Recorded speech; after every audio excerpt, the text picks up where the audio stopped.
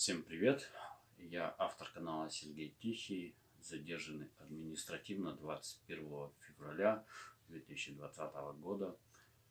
По поводу своего задержания, вы все сами прекрасно знаете. Буду ли я дальше подавать на них жалобы? Нет, не буду подавать. Это останется на их совести. По поводу своего задержания вы все сами прекрасно знаете. Ничего добавлять не буду, убавлять не буду. Все прекрасно все знают. Я перед законом чист, я это прекрасно знаю. Лишь один Творец знает правду, что действительно произошло этого числа. Дальнейший план моих действий. Хочу встретиться с мэром Сарданой Аксентьевной города Якутска и задать ей пару вопросов. Я думаю, меня поддержат. Не по поводу своего задержания. Вот. Есть тут несколько тем, то есть, совместно с мэром хотим это сделать.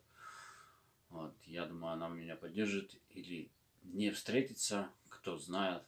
Посмотрим, напишу ей в Инстаграме. Она у меня есть в Инстаграме, подписан на нее. Вот. Буду как-то вместе с ней. Что касается политической части, я в последнее время перестал этот момент трогать. У нас же теперь нельзя критиковать власть. И, кстати, мне выписали предупреждение, официальное предупреждение от МВД. Вот. В этом официальном предупреждении сказано в порядке статьи 16 Федерального закона от 27/2002 года, номер 144 в Федеральном законе экстремистской деятельности. Поправки от 27.12.2019 года Кодекса административного Российской Федерации. МВД Республики Саха-Якутия предупреждает о том, что за нарушение порядка организации проведения публичных мероприятий, а также размещение проведения экстремистской деятельности лицо несет ответственность. В таком порядке. Много воды. За нарушение этих законов, проведение экстремизма, статьи 13.15, 20.1, 20.2, 20.2, пункт 2, 20.3, 20.3.1. И порядок. 100 часов исправительных работ, штраф от 10 тысяч, либо арест до 15 суток.